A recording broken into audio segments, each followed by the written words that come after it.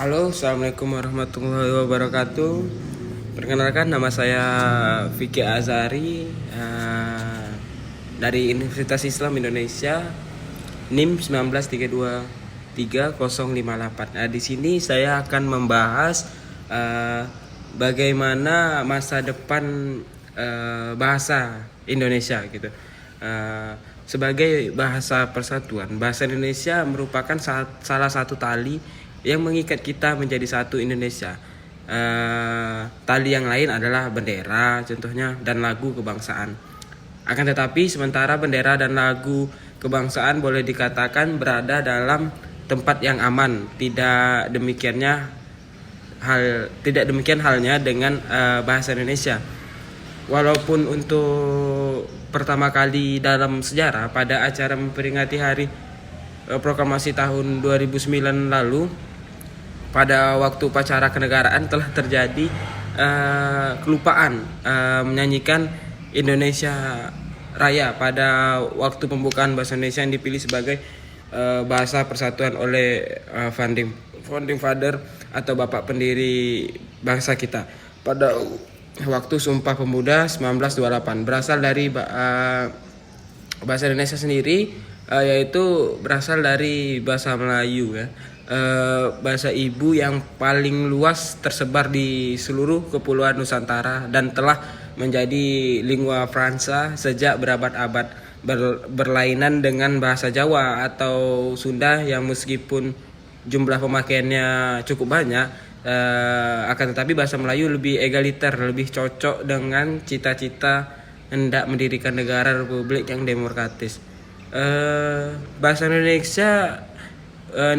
Indonesia sendiri dibuat untuk kebanyakan kita bukanlah bahasa ibu, karena itu harus kita pelajari di sekolah atau tempat lain. Patutlah pemerintah berlaku sungguh-sungguh dalam mengajarkan bahasa Indonesia, dan patutlah setiap warga negara berusaha menguasai bahasa Indonesia dengan baik ya.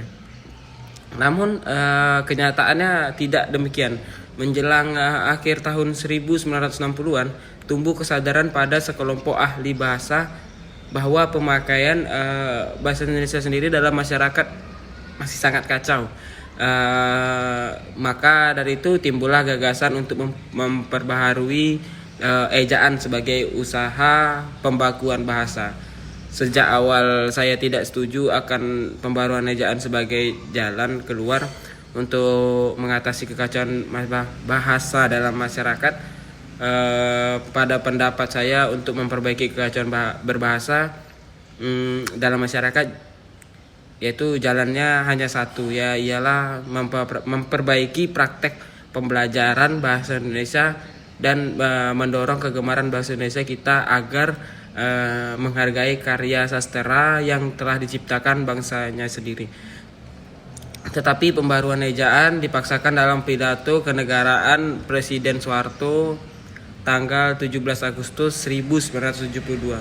Sedangkan pembelajaran bahasa Indonesia di sekolah tidak disentuh.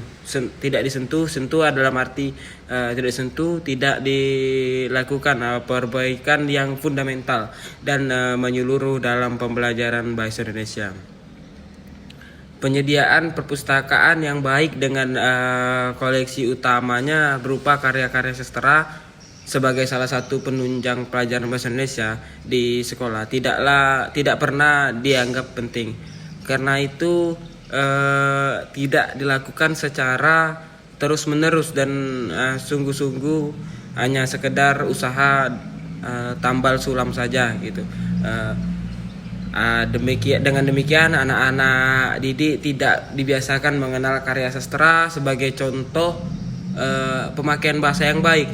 Sementara itu televisi, radio, dan media cetak lainnya setiap hari memberikan contoh berbahasa yang populer, dikenal dengan sebutan bahasa gaul atau bahasa kekinian ya, secara leluasa. Pemakaian bahasa Indonesia dalam masyarakat lambat laun kian semerawut ya.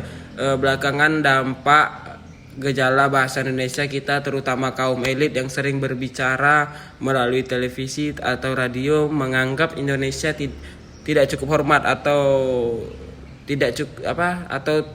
atau lebih tepatnya tidak cukup gengsi untuk menyampaikan pikiran dan perasaannya, karena itu sebentar mereka menggunakan kata-kata, ungkapan, bahkan kalimat bahasa Inggris, dan hal itu bukan karena bahasa Indonesia tidak cukup baik dan tidak cukup sempurna untuk menyatakan pikiran dan perasaan mereka, karena bahasa Indonesia sejak tahun 1928 terutama setelah menjadi bahasa negara berkembangnya dengan pesat sekali. Kalau pada awal tahun 1950-an kuliah di perguruan tinggi untuk beberapa mata kuliah harus disampaikan dalam bahasa Belanda, karena bahasa Indonesia belum cukup mempunyai istilah untuk beberapa bidang ilmu, maka tak sampai 10 tahun kemudian semua mata kuliah dapat disampaikan dalam bahasa Indonesia. Sekarang tak ada ilmu yang betapa rumitnya pun yang tak bisa ditulis dalam bahasa Indonesia. Dalam bidang ekspresi seni, penkarya sastra Indonesia memperlihatkan pencapaian yang sangat-sangat maju sekali. Jadi kegenitan kaum elit berbicara bahasa Indonesia dengan campuran kata-kata dan kalimat bahasa Inggris itu bukanlah bahasa Indonesia tidak cukup mampu untuk menyatakan perasaan atau pikirannya, dan bukan pula karena dia lebih menguasai bahasa Inggris daripada bahasa Indonesia, melainkan karena dia khawatir tidak dianggap pandai, tidak dianggap termasuk golongan intelektual, atau tidak memperlihatkan bahwa dia juga tahu berbahasa Inggris. Artinya timbul kebiasaan itu timbul karena adanya rasa rendah diri, sehingga menganggap bahasa nasional Indonesia lebih rendah kedudukannya daripada bahasa Inggris. Dengan kalau para pejabat dan kaum elit kita berbicara dalam acara televisi, brutunya gatal kalau tidak diantar sebentar mengucapkan kata atau kalimat bahasa dalam bahasa Inggris. Bahkan kata-kata Belanda yang sudah menjadi bahasa Indonesia pun diucapkan secara Inggris. Dan lebih gawat lagi, karena bahkan Kepala Negara Republik Indonesia kita sendiri pun memberikan contoh beringgris ria dalam termasuk forum resmi. Kalau Kepala Negara sudah berbuat begitu, niscaya pejabat-pejabat bawahannya dan orang-orang lainnya akan mengikuti. Padahal tanpa diberi contoh oleh Kepala Negara, masyarakat elit sudah ramai beringgris ria, berbahasa campuran dengan kata-kata dan kalimat yang dengan kalimat Inggris dianggap dapat menutupi rasa rendah dirinya berbahasa Indonesia. Padahal sebenarnya dengan berbuat begitu dia merendahkan bahasa nasionalis sendiri gitu. Jadi mungkin kesimpulan bisa kita ambil, patutlah kita bangga dengan bahasa yang telah kita punyai.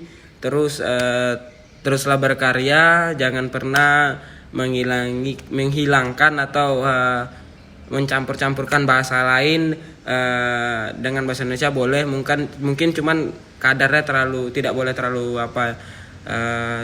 terlalu banyak gitu ya, karena kita berada di bawah naungan bangsa Indonesia. Kita menghargai para pendiri bangsa-bangsa kita, yaitu founding father tentunya yang telah lebih dahulu meninggalkan kita.